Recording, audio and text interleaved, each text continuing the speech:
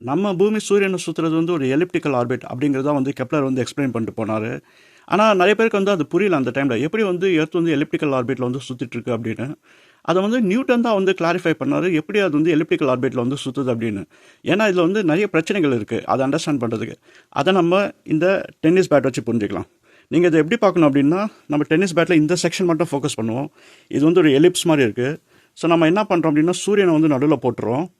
Kepler வந்து என்ன சொன்னார் அப்படின்னா, நம்ம பூமி வந்து எலிப்ஸில் மாதிரி ஒரு ஷேப்பில் வந்து சுற்றிட்டு இருக்கு அப்படின்னு.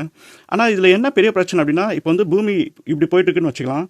இந்த சைடு வரும்போது பூமி வந்து நேராக எஸ்கேப் ஆகிடணும். ஆனால் வந்து என்னென்னா, இங்கே வந்து ஒரு ரவுண்ட் அடித்து மறுபடியும் இந்த பாத்தில் வந்து ட்ராக் ஆகுது. இதை வந்து சரியாக எக்ஸ்பிளைன் பண்ணலை கெப்லர். ஆனால் நியூட்டன் வந்து வந்தார். நியூட்டன் வந்து ஒரு ஃபார்முலா கொடுத்தாரு. அது வந்து செகண்ட் லா ஆஃப் மோஷன் அப்படின்னு வந்து சொன்னார். அது வந்து என்னென்னா F=ma அப்படிங்கிறத ஃபார்முலா. இப்போ அந்த செகண்ட் லா ஆஃப் மோஷனில் வந்து என்னென்னா, நம்ம வந்து எவ்வளோ ஃபோர்ஸ் அப்ளை பண்ணுறோமோ அவ்வளோ ஆக்சலரேஷன் வந்து இன்க்ரீஸ் ஆகிடும், நம்ம மேஸ் வந்து கான்ஸ்டண்ட்டாக இருந்தா அப்படிங்கிறது தான் வந்து அந்த ஃபார்முலா. இப்போது அதை வச்சு நம்ம எப்படி வந்து இதை ப்ரூவ் பண்ண முடியும்? இந்த வந்து இந்த சைடு வந்து போயிட்டு எப்படி ரவுண்ட் அடிக்குது? ஏன்னா நம்ம நியாயப்படி பார்த்தா இது ஃபாஸ்ட்டாக போயிட்டுருக்கு, நேராக வந்து அப்படியே எஸ்கேப் ஆகிட வேண்டியதான். ஆனால் வந்து இது ரிட்டர்ன் ஆகுது. இப்போ அந்த ஃபார்முலாவில் நீங்கள் பார்த்தீங்க அப்படின்னா ஒரு விஷயம் இருக்கும், ஃபோர்ஸும் ஆக்சலரேஷனும் ரெண்டு எண்ட் ஆஃப் த ஈக்குவேஷனில் இருக்கும். அப்போனா என்ன அர்த்தம் அப்படின்னா, ஃபோர்ஸும் ஆக்சலரேஷனும் டைரக்ட்லி ப்ரொபோஷனல். ஃபோர்ஸ் வந்து இன்க்ரீஸ் ஆனால் ஆக்சலரேஷன் இன்க்ரீஸ் ஆகும், ஃபோர்ஸ் வந்து டிக்ரீஸ் ஆனால் ஆக்சலரேஷன் வந்து டிக்ரீஸ் ஆகும். இப்போ இங்கே இருக்கிற ஒரே ஃபோர்ஸ் வந்து என்னென்னா, நம்ம சூரியனில் இருக்கிற கிராவிடேஷனல் ஃபோர்ஸ். இப்போ இந்த இடத்துல வந்து பூமி இருக்கும்போது கிராவிடேஷனோட ஃபோர்ஸ் வந்து ஜாஸ்தி, அதனால் இதனோட ஆக்சலரேஷன் வந்து கொஞ்சம் ஃபாஸ்ட்டாக இருக்கும்.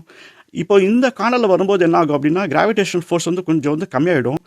அப்போ ஆக்சலரேஷன் வந்து டைரக்ட்லி ப்ரொபோஷனலாக இருக்கிறதுனால வந்து இப்போது இங்கே வந்து கம்மியாகிடும், ஸ்லோ டவுன் ஆகிடும்.